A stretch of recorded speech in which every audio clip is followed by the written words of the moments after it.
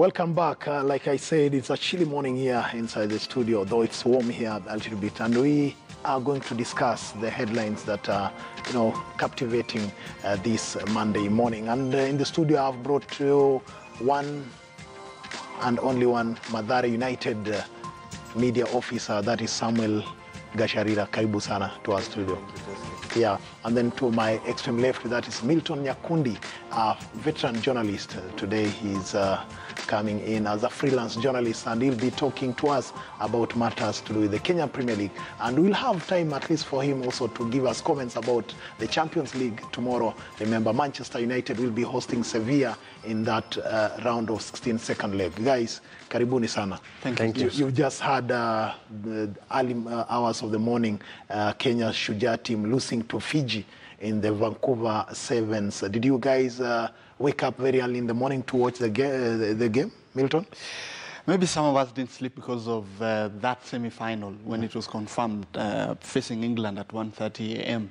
And then, of course, the victory over England meant we face Fiji in a deja vu final. Remember, we faced Fiji and beat them in Singapore in 2016. But I think overall it's been an improved performance by the boys. And I honestly thought this was the best chance to win with SA out, England out, and facing Fiji. That we had lost to in the group stages. I thought it was hard luck, but I think very good motivation for the boys. 31-12 against Fiji is not a small team. They are the Olympic champions. Do you think Innocent Simiu's boys did their best? Yeah, I think they've had a really good campaign. You look at the likes of Oscar Ouma, Billy Odhiambo coming back into the team, and it's really exciting to see that Innocent, he has played in the series before, and he knows what it takes to win. Remember, when he was a player, Benjamin Ayimba was the coach. And one constant that Ayimba used in his team is that he maintained the core of his team. Yes. And you've seen Innocent adopt the same philosophy.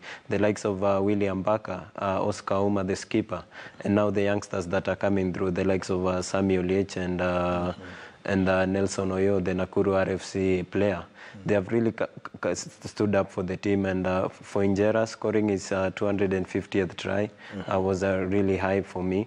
And I'm looking forward to Kenya moving up the table. They're currently placed 8th, and I think with such a performance, then we can talk about dining with the big boys. Dining with the big boys, son. But then it must have been a very difficult start for Innocent Simiu, but he looks like he's now getting into his stride. We've seen an improved performance right from day one.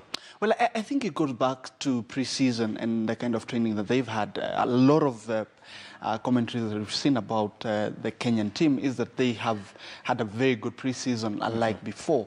And therefore, it underscores the fact that this is a work in progress. And a lot of these results that we've seen, even during Benja's time, it was all about progress. It's not instant coffee, if you ask me. And I really look forward to Kenya perhaps nicking in a final win in one of the legs, maybe Hong Kong or one of those that are coming up, if we can keep the It looks like now we have restored order. Now we are constantly beating the United States of America. At some point, it had come to a point where they were always getting the better of Kenyans. Yeah, it shows that the team has come of age, and I want to agree with Milton because you look at that team and the work that is going on behind the scenes. The physical trainer, Kim, coming back into the Sevens team setup. The boys look sharper than before. You look at Injera, he looks fitter than before, despite being one of the senior players in the team. And in the defense, the likes of Dan Sikuta, they are very strong. And I think it's just a matter of time before we win one final, as Milton just pointed out. Yeah.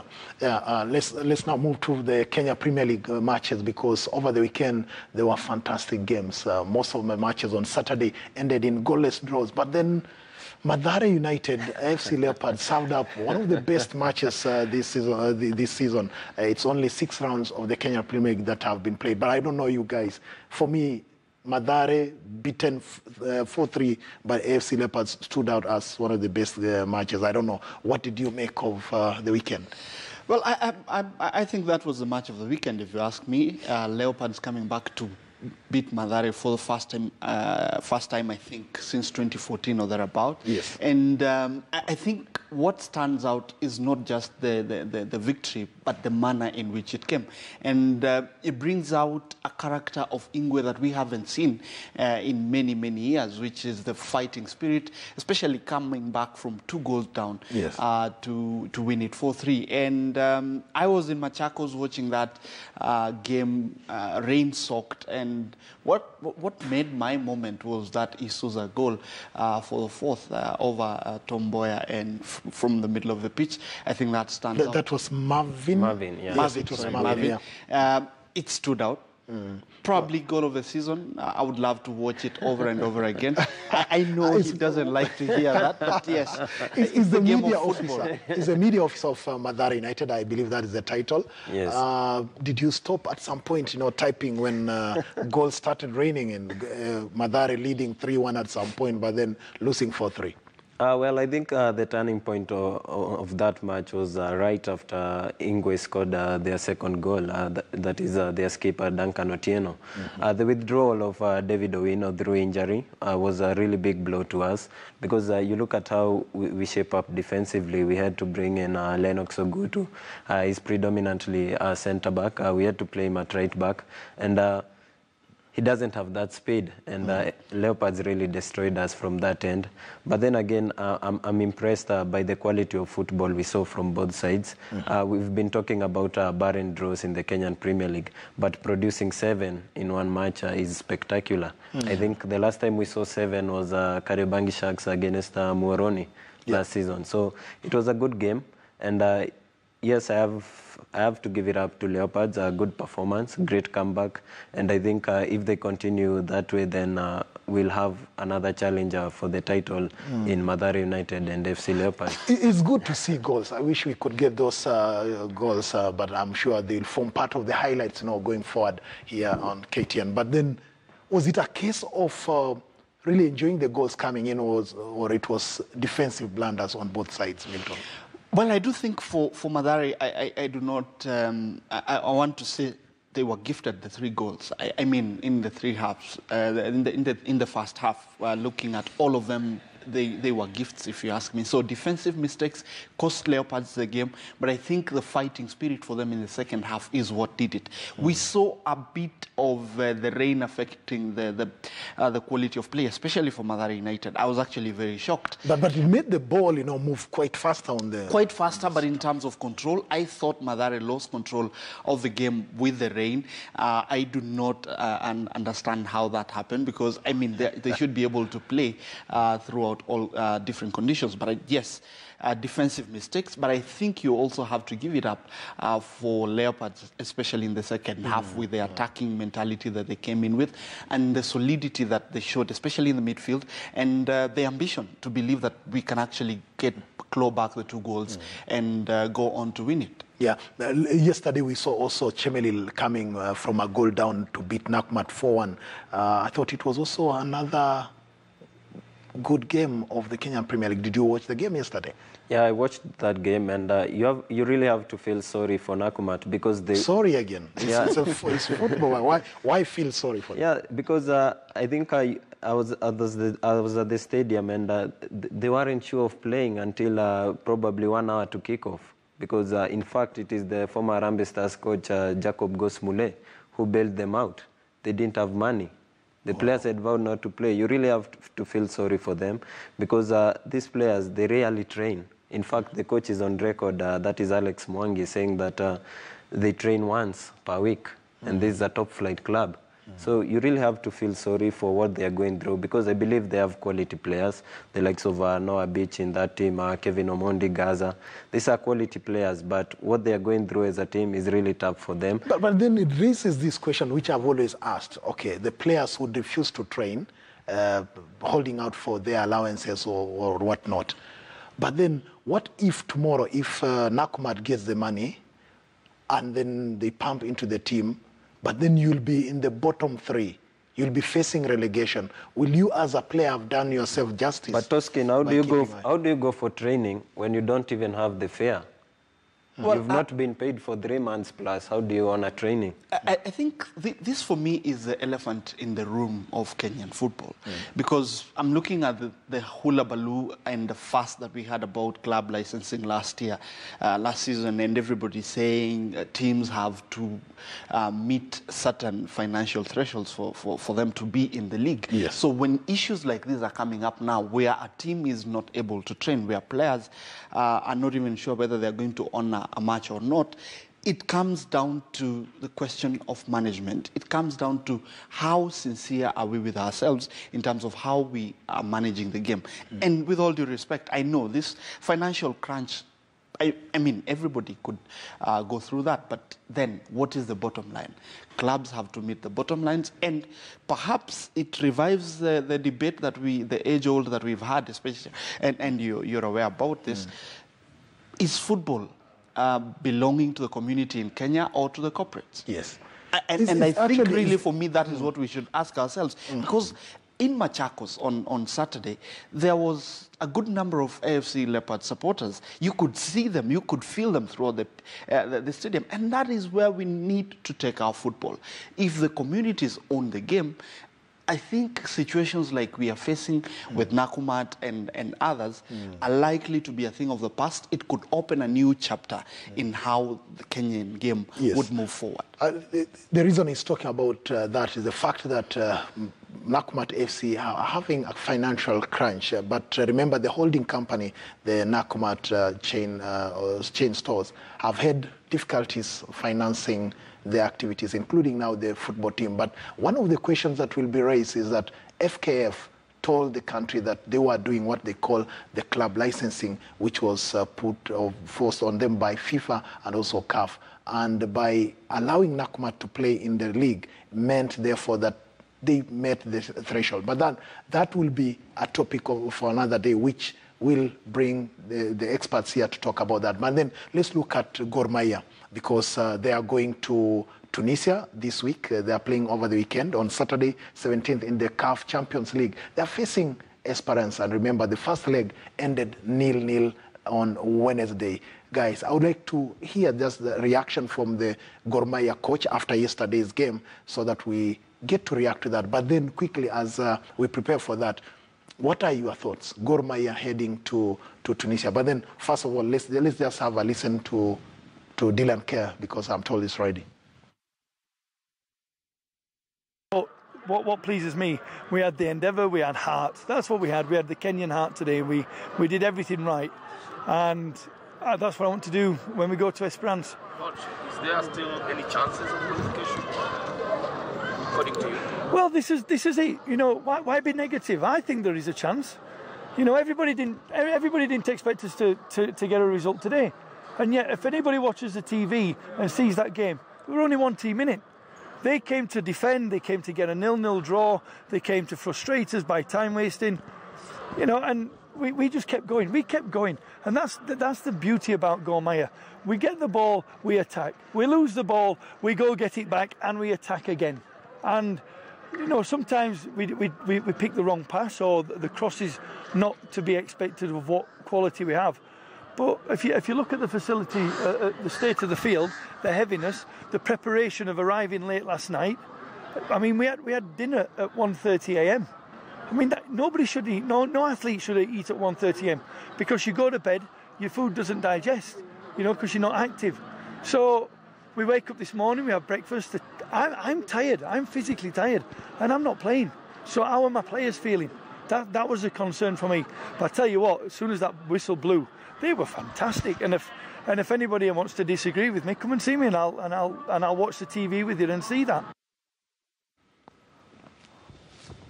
Well, I like the confidence of Dylan Kerr, the Scotsman himself, saying really that we don't have to be overly negative about Gor Mahia's chances when they head to Esperance this coming weekend. You guys, you listen to him, you watch the game. What would you say? How would you react to Dylan Kerr's statements there? I think he's very right. They had a fantastic game in Machakos, but they got everything right apart from scoring. That was their major undoing. They couldn't put the ball at the back of the net. I feel they respected Esperance very much, and going into the return leg, they really have an uphill task because you remember their top scorer, Yasin Kenisi, had only around 15 minutes here in Nairobi.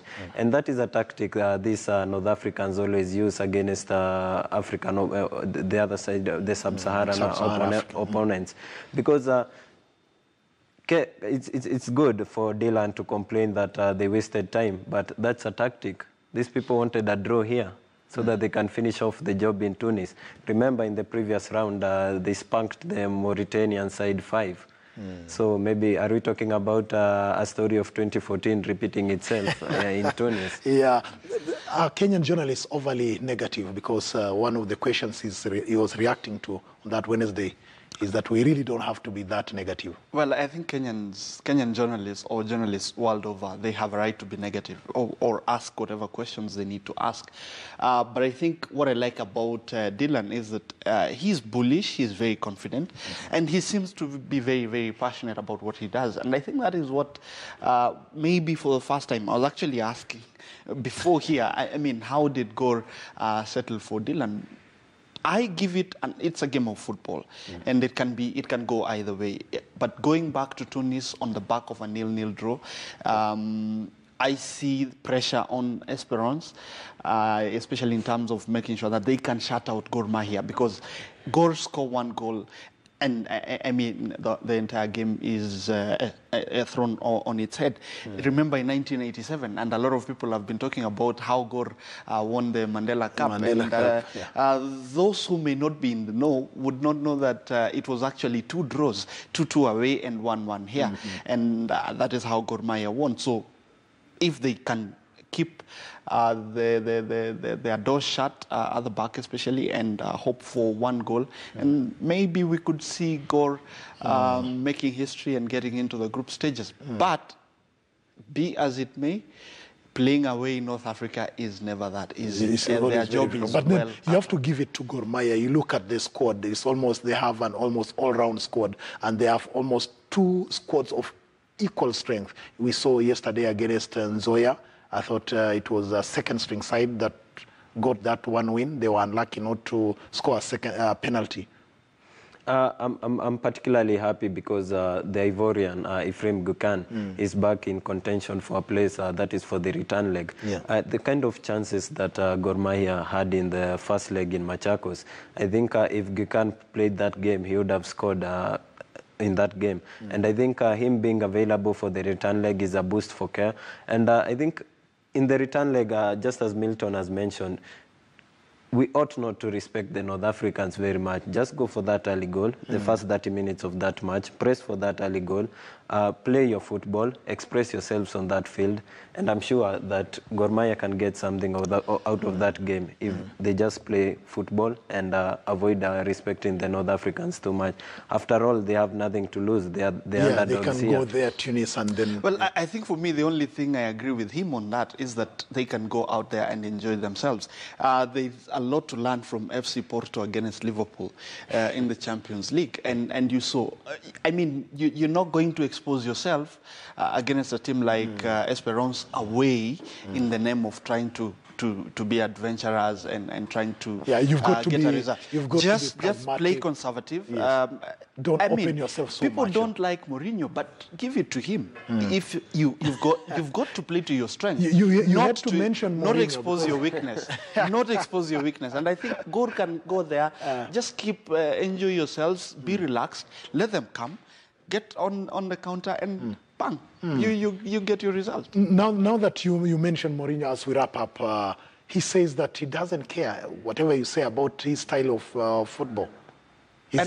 And I'm here. I'm saying the same. I think at the end of the day, like I am saying, play to your strengths. Don't expose your weaknesses. And we saw against Liverpool on Saturday. Liverpool having all the ball, but they never got behind the back 4. And that is, I think, what I see in terms of football. Let's not talk about all this thing about playing flashy football and trying to entertain. And in the end, you cannot do the most important thing in a game of football, which is score goals and win matches. That is Milton Nyakundi, a freelance journalist, talking there about playing to your strength, understanding your weakness, and then make sure that you exploit whatever little you have. We've seen Mike Gitonga has just come in. We want to see what is his strength so that he can exploit that. Now that we have Milton here and Samuel Gasharira, who are football experts, what's your strength? No, for me it would have been rugby, and Vancouver Sevens definitely takes the day for me. I think Kenya did very well. But I can also try, football. Maybe one of these days you guys should come up with a tournament and I'll show you a few skills. They're here, the youngsters are Especially here. Robin. But thank you, gentlemen. I think Kenya is basically doing pretty well, and looking at Gor Mahia as well. Great game there, and improved, tactics and doing pretty well. So hopefully the government can also support in terms of ensuring that these games are not just played by just the clubs on an individual level, but they come in, especially pumping the monies that is required. In the infrastructure. We saw that Machako Stadium has been overused and is the only playable stadium at the moment. The Nyayo Stadium is closed for renovation. Kasarani, the same thing. We don't know when it will be available for the clubs to exploit. Yeah. Well, that's where we wind up the show. Thank you, gentlemen, for coming in for Sports Chat. But from Morning Express team, we'd like to wish you all a fantastic day. Do stay with us right here on KTN News. We've got News Center coming up. But from us, we say goodbye and wish you a good day. God bless.